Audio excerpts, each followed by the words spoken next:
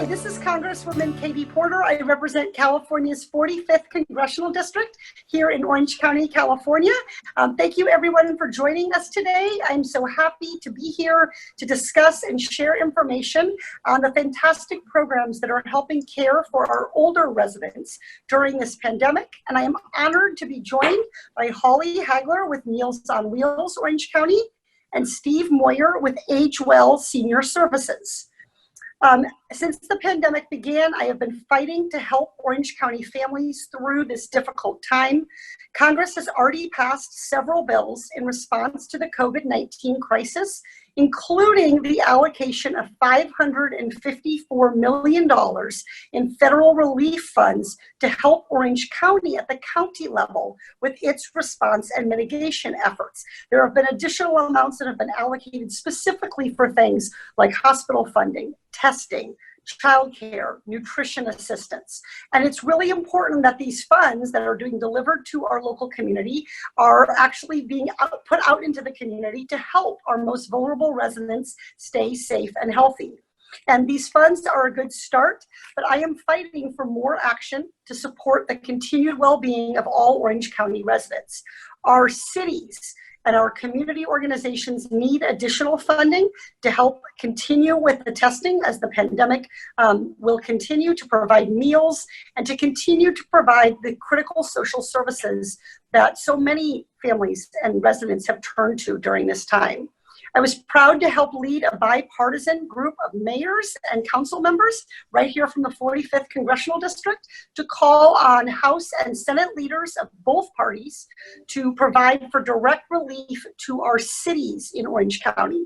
And even though Orange County is one of the most populous counties in the United States, none of our cities reach the 500,000 person threshold for receiving direct federal funding in the earlier coronavirus legislation. We changed that requirement in the HEROES Act, which I voted for, and that would allow smaller cities like Mission Viejo, Irvine, Tustin, those cities, Lake Forest, to be able to directly get that funding for local services. And what that local funding will do is be used to allow community services and essential city services to continue helping our residents and to be present in our community. Right now during this pandemic, more than ever, groups like Meals on Wheels and Age Well Senior Services are providing essential help. And they're doing it for our friends, our family, and our neighbors. I know that there are many of us who are separated from our aging parents or our aging family members or friends. And it's particularly wonderful to know that we have local community organizations who are stepping up and provide some of that help and some of those services in a way that keeps residents safe and respects the fact that there are public health guidelines in place. We have a lot of information to share, but before we started, I just wanted to share with the audience and with Holly and Steve how much I appreciate Meals on Wheels. I grew up in a rural area in Iowa, and it was particularly difficult for seniors in that rural area. They were often separated by miles and miles from their neighbors. And so one of my very earliest childhood memories, probably the first community service, public service that I ever did, was we had a station wagon. And I can remember that I was the oldest kid, and I got to go with my mom into the town. The town had like 5,000 people, and we picked up meals and we drove them around on these dusty country roads, and we got to deliver Meals on Wheels to seniors. So I was probably about 6 or 7 when this happened. So I was just thrilled when I saw the opportunity to come together to talk about this program. It has a long, not that I'm that old, but it has a long and wonderful history of really being there for seniors who are in different kinds of communities, who have different kinds of needs, and just thrilled that we have such a strong program here in Orange County.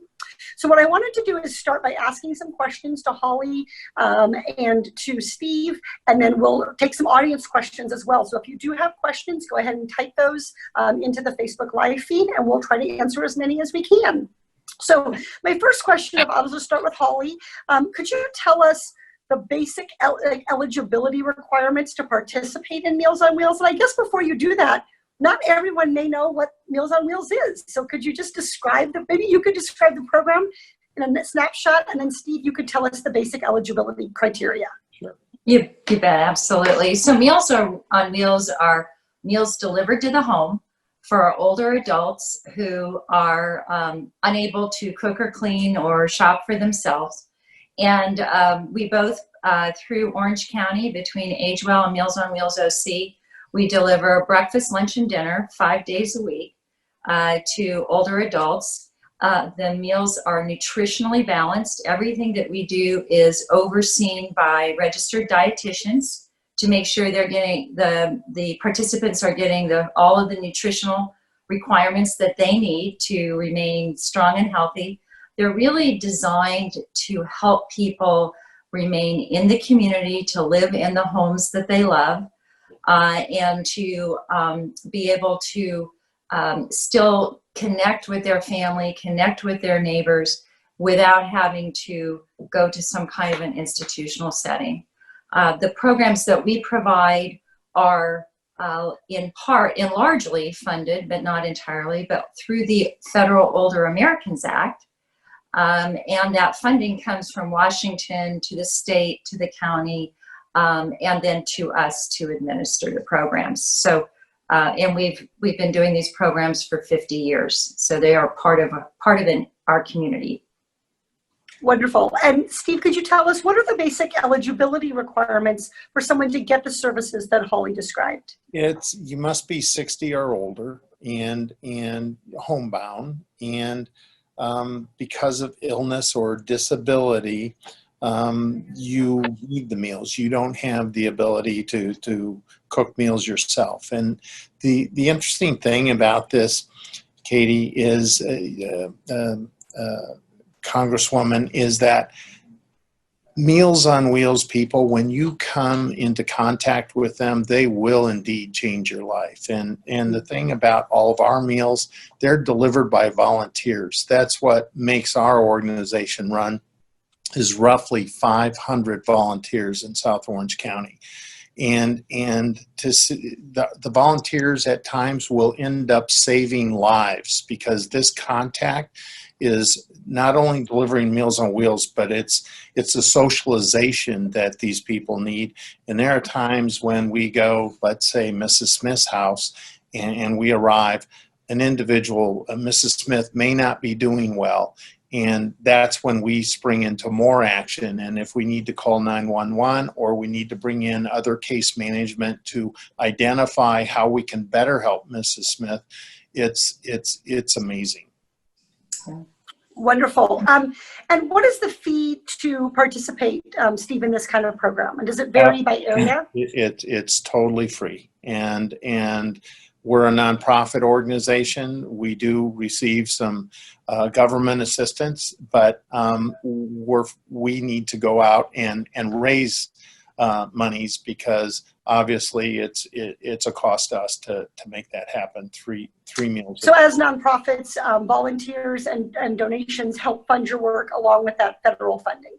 Absolutely, and it's critical for us to go for that. And the more that we practice it, the better we get at it, because that additional funding is essential for the services that we provide. You know, absolutely. Katie, go ahead, Holly. Just build on what you just said, and that is these programs, it's really a public-private partnership. So the expectation is that the nonprofits that do these programs, both here in Orange County, like Agewell and Meals on Wheels OC, as well as across the state and quite frankly around the country, take that government dollar, and through the fundraising that we do, we make that dollar bigger, and we take that dollar and we are able to provide more impact. So it's a fabulous model, and it's really replicated in every country, every county across this state. This wonderful program is provided, and it is really core to the ability for homebound older adults to continue to live independently in their homes. And then I wondered if you, I want to hear a little bit more about the services. Well, let's talk about the services more first. I've heard there's something called, and this may be a response to coronavirus, but the program I participated in, we went to people's homes, we sort of knocked on the door and delivered the meals. But I've heard there's now a grab and go option. So I wondered if you could talk about how does grab and go work? What is this program, and what do people need to bring with them to participate, to come pick up food at the grab and go locations? Yeah. Well, I just when the March 19th stay-at-home order happened, basically what happened is the programs that we normally do at senior centers, in addition to Meals on Wheels delivered to the home, we all through the county, Age Well and Meals on Wheels OC provide hot lunches at senior centers as well. And once that hit, the senior centers closed, and we converted. All through the county, we converted to providing frozen, what we call the grab and go meals that can be picked up at the senior centers, or in some cases, those can be delivered to the home as well, so that participants can come and get a week's worth of meals, 5 meals or 7 meals, depending on what the distribution is. And with that meal, again, everything's nutritionally balanced. So they're getting a frozen meal, they get a milk, they get some bread and some fruit that goes with that. And they are able to come to the senior centers and pick them up. And we're all practicing social distancing, aren't we, Steve? Yes. The big thing that happened that Holly talked about, as soon as that announcement came back in March, the whole world changed, and what we found was that seniors were afraid to come out, and so all of those seniors that were coming to our various community centers for a hot lunch, they were staying home, and so that's where this program started. And we wanted the option, those that chose to come out and drive through, it was a grab and go, again, social distancing. And all of those individuals that wanted to stay home, we made sure that they got a Meals on Wheels type of delivery. The other aspect to this was that any senior at that point, whether or not they had been participating in any of our programs, they were eligible. And so the phones were ringing off the hook, and all of a sudden our demand just went through the roof. And we had, the beauty is that we were able to re-engineer our organization quickly, and we do not have a waiting list at all as far as seniors wanting to get food. So, but talking about pressure, I had a full head of hair last time, when this started in March, you see what happened, but anyway. No, that's really important. And for some of the people like my age out there who have school-age children, a lot of us have gotten notifications from the school district. Congress also provided additional funding to continue delivering school lunches, even though schools are not physically meeting. They're doing emergency distance learning. Very similar kind of concept for those of us who have school kids, where you drive through, you can pick up the lunches for the kids, and they deliver you a couple days at the same time. So, this kind of food assistance is available for different ages of people, but we're, specific programs focusing on younger people. So if you have kids and you're watching this and you need some food assistance, know that the school districts continue to provide that. And like with you all, the eligibility criteria are relaxed right now. So if you need a lunch, you can go get one. You don't need to provide a lot of paperwork or a lot of eligibility things. And it's the same thing at our senior levels. And of course, a lot of our local food banks are also doing a great deal to try to provide food to those in need in the community. I know you represent, we have 2 of you on screen. Some of you might be wondering sort of why 2 people. Can you talk about the different geographies that you serve, the different communities that you serve? Holly, could you go first? Sure.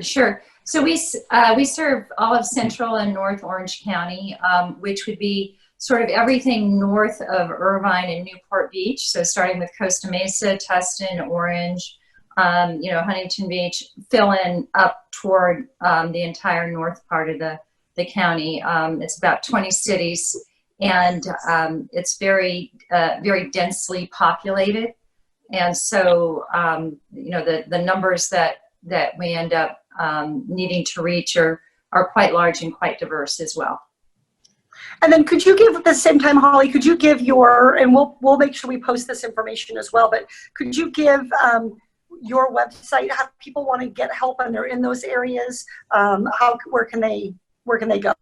Absolutely. They can go to mealsonwheelsoc.org, and then there are food places to click on that for get meals and that kind of thing. So it's very easily navigated. Okay, great. And then Steve, tell us about the areas that you serve. Age Well Senior Services has been around since 1975, and we handle all of South Orange County. Irvine in Orange County has 3 service areas. The Holly's, the one that she just described, which is north and central. The city of Irvine is a carve-out, and we are everything south of Newport Beach, excluding Irvine, all the way south to the border as San Clemente. And so that's where we handle. It's a 400. So folks, if you're in Mission Viejo, Lake Forest, you're going to contact Steve's organization. Can you give your website, Steve? Sure. Phone number? Yes, it's myagewell.org. And that phone number is area code 949-855-8033. Wonderful. And so for the city of Irvine, I'm an Irvine resident, and it's provided through the city. So if you go to the city of, if you're an Irvine resident, you can go to the City of Irvine website, and then you can access the information there, and our city council members and others. I do have a phone number for the city of Irvine. Oh, terrific. Could you provide that as well? Sure. That's 949-724-6926. Terrific. Are there any other updates or resources that you'd like to provide, information on how to volunteer, on anything like that you want to share with the audience? Yes, Go ahead. Holly, you go ahead. Okay. First of all, if they could visit our website has just a wealth of information, including everything that you discussed or that you were asking, Congresswoman, and a lot more. We view ourselves as very much a resource for seniors. So in the event that the senior has any question whatsoever, they can contact us. Again, our phone number 949-855-8033, and we can find the answer for them and provide them guidance and point them in the right direction, because life is pretty complex, as you know. The other thing that would be great if people could follow us on social, which is Age Well Senior Services.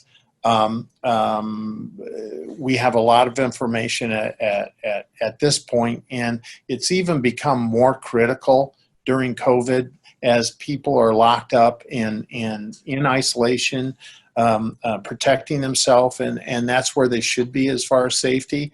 And we have even adjusted things where we now have a wellness calls where we contact the seniors that we serve just to check up on them and make sure that they're doing okay during this time.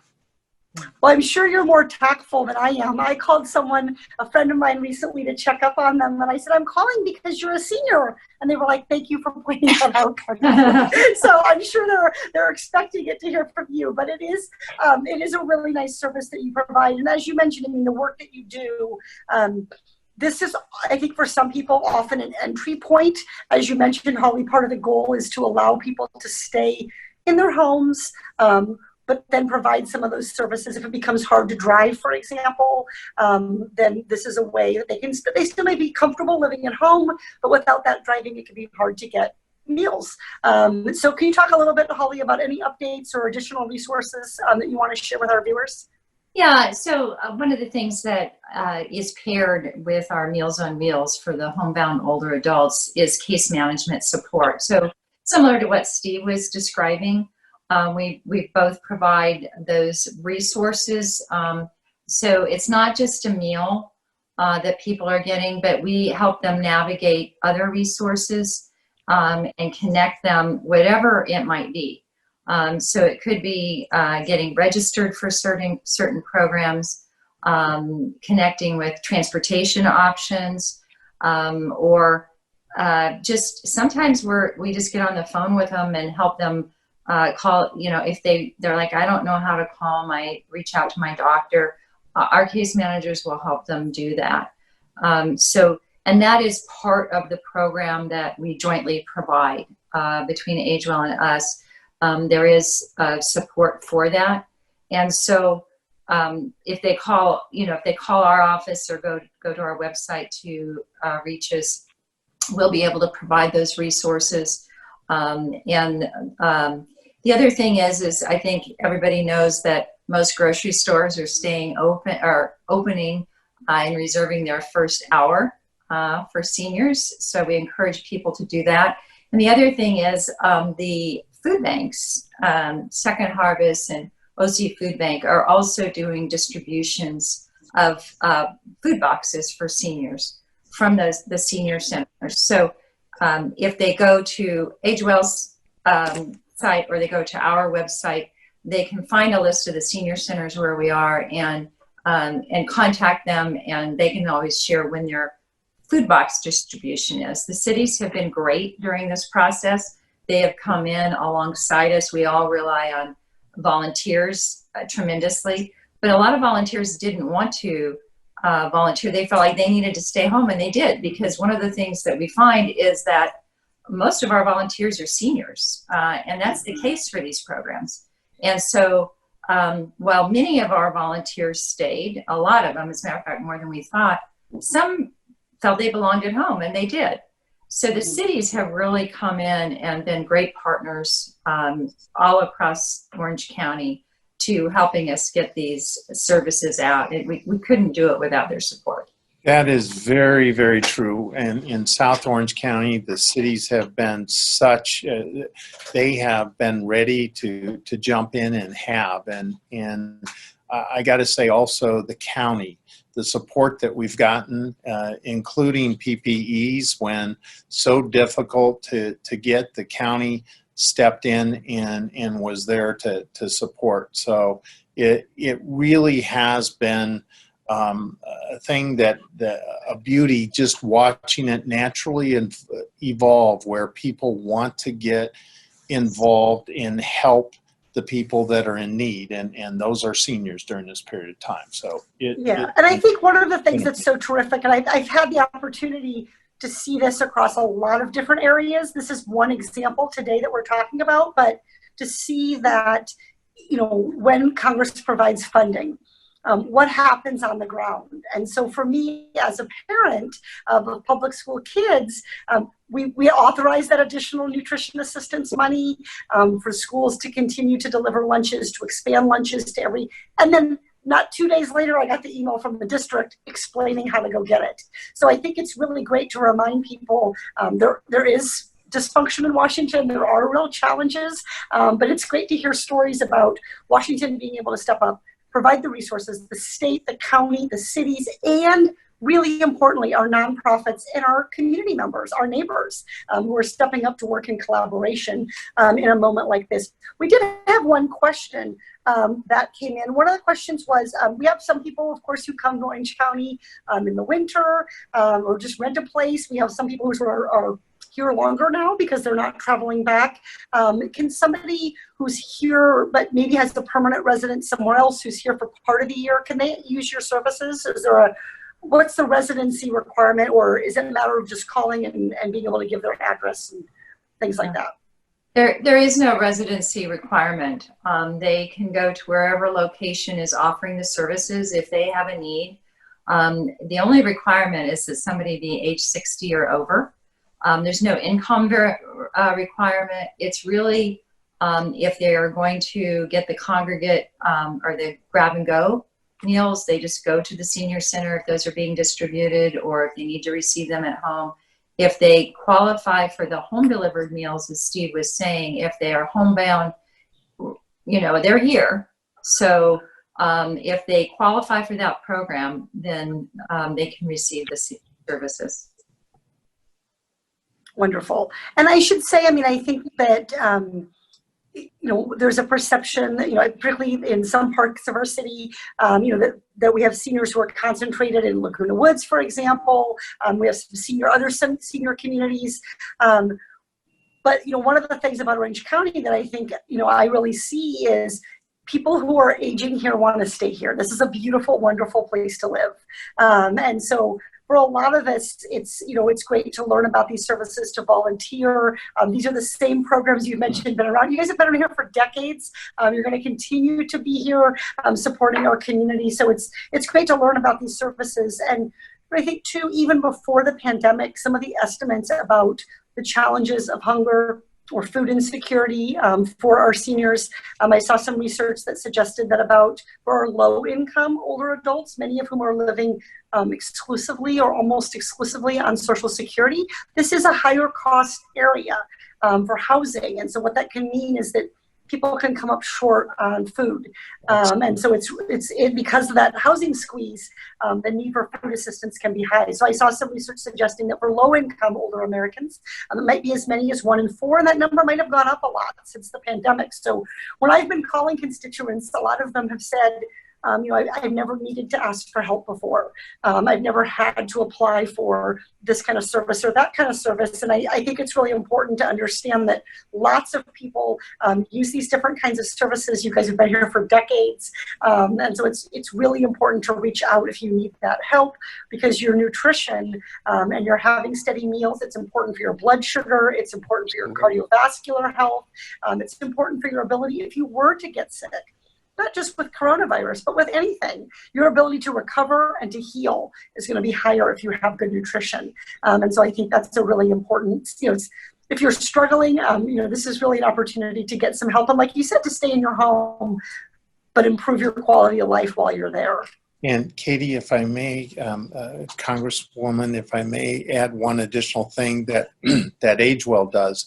We have non-emergency medical transportation too, which is critical during this period of time, in that we are continuing to take people to dialysis, to chemotherapy, and individuals that need to stay up with their doctor as far as keeping healthy. And so all through the pandemic, this has continued and will continue, although we've seen a drop-off on the non-essential appointments, and they're canceling those with doctors. And I'm a bit worried down the road that could end up causing people to have to go to ER, and that's what non-emergency medical transportation's been all about. But yeah, and I think that's an important reminder that our hospitals and our healthcare providers, they have had 2 months plus now. The supply of PPE is greater, of personal protective equipment. You mentioned it was very hard at first to get all the supplies that we needed, but our doctors, our hospitals, our nurses, they are equipped to keep you safe and keep themselves safe. And so it's important not to delay. I think the first week or two, month or two, a lot of people did cancel those appointments. But I want to echo what you said about making sure that you're in touch with your doctor. You can help. You mentioned you both provide other services to help connect people. Don't delay those appointments too long, because the last thing you want to do is wind up in a medical emergency or in a crisis. The emergency room is not where we want our seniors to be going for acute care. We want to get these things managed proactively. So thank you for mentioning that. yeah. Well, I want to wrap it up with you all, but again, I want to encourage everybody out there. And remember, it's a little complicated with different ages for retirement and different ages for Social Security and Medicare. 60 is the magic number for these programs that we've been talking about. And if you're a child who's worried about a parent or grandparent, you can call. They'll help explain it to you. Then you can help. They'll help you kind of talk with your loved one about how to use these services. I know it can be hard. I've had this conversation with some of my relatives. I can take care of myself. and then you're looking in the refrigerator and there's like a jar of mustard and a rotten banana, and you're a little concerned. So they have a lot of experience and talent at how to have these conversations in a productive, respectful way. And it can be helpful, I think, to have a third party who's trained in having those conversations with your parents or grandparents. So I want to thank you so much for taking the time, Holly and Steve from Meals on Wheels OC and Aging Well, to share this information with everybody. I know you're so busy helping our older residents. Thank you for being here day in, day out, year in, year out, but continuing to be here and really meeting the need, meeting the moment, as our governor would say, during this pandemic. So thank you for helping to support residents. I'm proud to be fighting for older Americans and the services that they need in Washington. And if anyone listening or watching is having problems with the federal agency like Social Security Administration, VA, health benefits, you can reach out to our office at our website is porter.house.gov. We also are answering the phones. We're working remotely, keeping safe, but we're answering the phones remotely. So reach out if you need help. And if you have other questions, we're happy to help get you answers. So thank you very much. I'm so proud to be part of the Orange County community. Thank you, Congresswoman. Thank you very much. Yeah, we appreciate it. It's been great being with you today. Yeah. Well, wonderful. And when we are able to physically gather together, I look forward. I've done some work with the local food banks, but would love to come out and deliver and volunteer and be part of the services. Like I said, I have this terrific childhood memory. I have an 8-year-old daughter. I would love to have her to have the chance to serve seniors when it's safe to do so. We would love to have you at any time.